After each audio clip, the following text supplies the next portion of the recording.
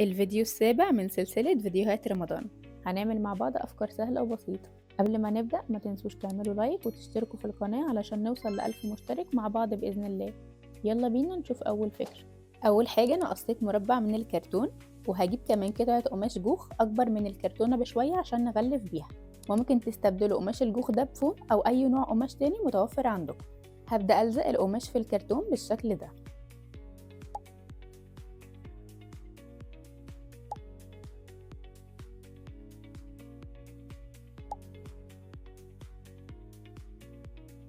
وانا بلزق الظهر هقص احرف القماش دي علشان الفينش بتاعي يطلع مظبوط.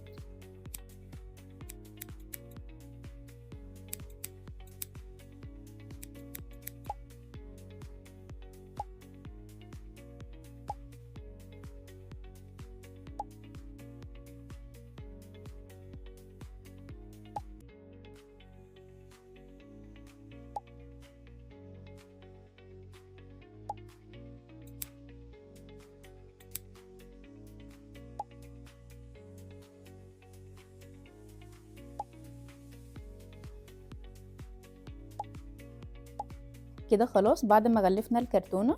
الخطوة اللي بعد كده بقى انا جبت شريط الفرنش الملون ده وهلزقه على حرف المربع كله.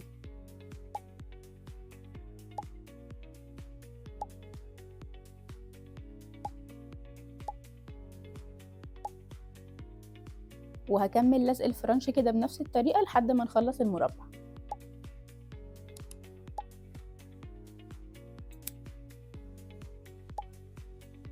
كده خلاص شكل المربع كله خلص. هنقص بقى الكلمة اللي احنا هنحطها عليه. انا جبت قطعة قماش جوخ بلون مختلف وكتبت عليها كلمة رمضان. كتبت الكلمة معكوسة على ظهر القماش علشان لما قصها تطلع مظبوطة على وش القماش عشان كتابة القلم ما تبانش. هنفرغ بقى الكلمة كلها بالشكل ده.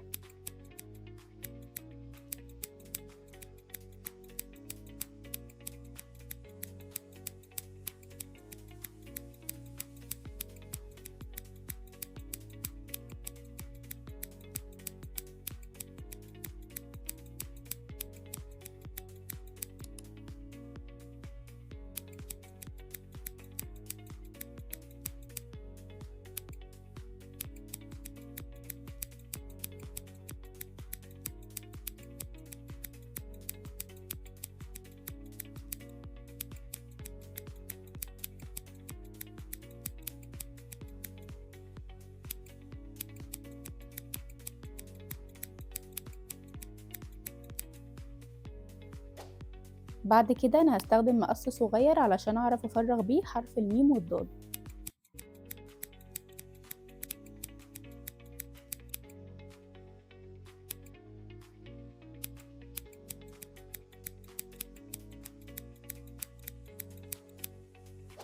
وبس كده خلصنا الكلمة بتاعتنا.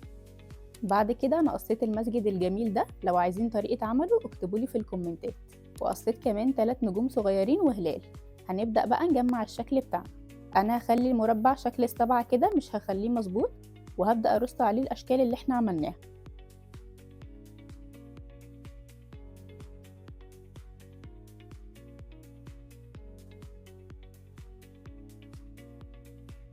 انا رصيتهم بالشكل ده. هثبتهم بقى كلهم بالشمع الاول علشان ما يتحركوش. وبعد كده هبدأ ألزق جزء جزء منهم.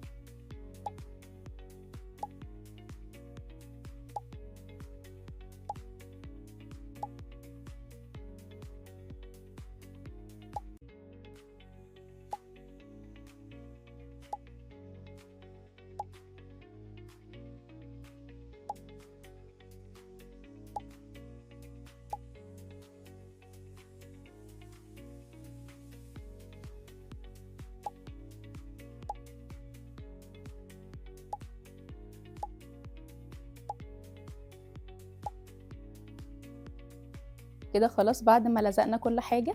هجيب بقى شريط ستان وهعمل منه علقة كده.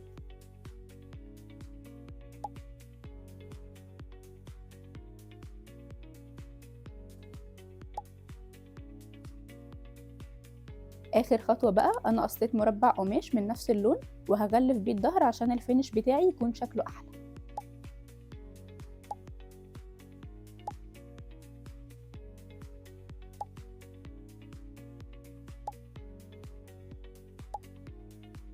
وبس كده خلاص خلصنا.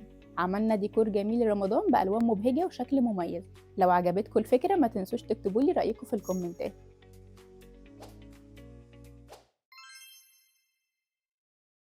أول حاجة أنا طبعت صورة الفوانيس دي.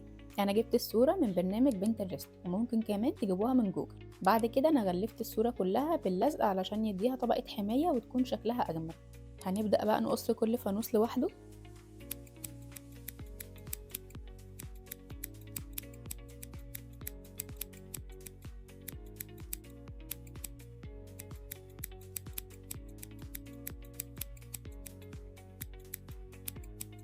وهنفرغهم كلهم بالشكل ده.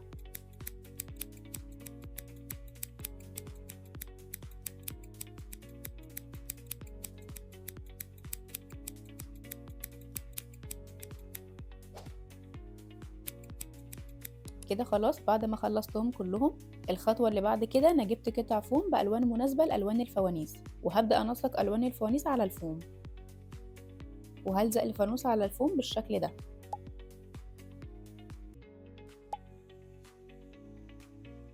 هكمل كده باقي الفوانيس بنفس الطريقة.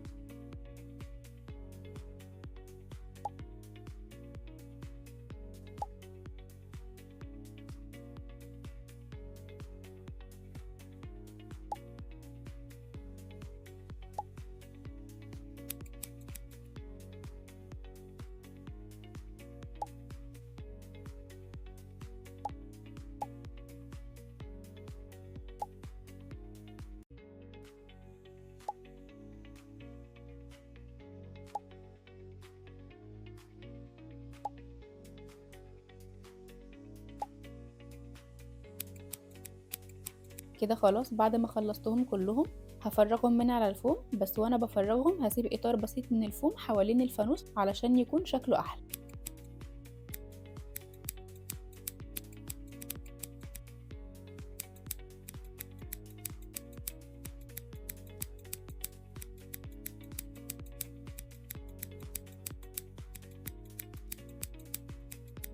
كده انا فرغت اول واحد وهكمل كده باقي الفوانيس بنفس الطريقة. ده كده خلاص شكلهم بعد ما فرغتهم كلهم.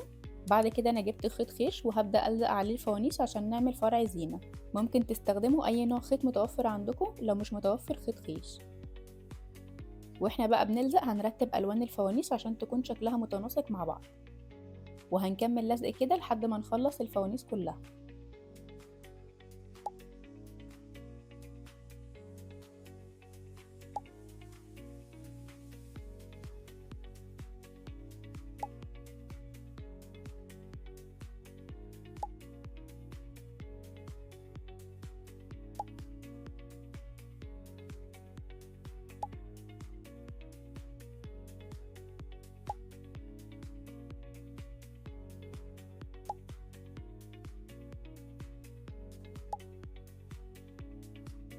وبس كده هي خلصت. عملنا اسهل فرع زينة ممكن تشوفوه.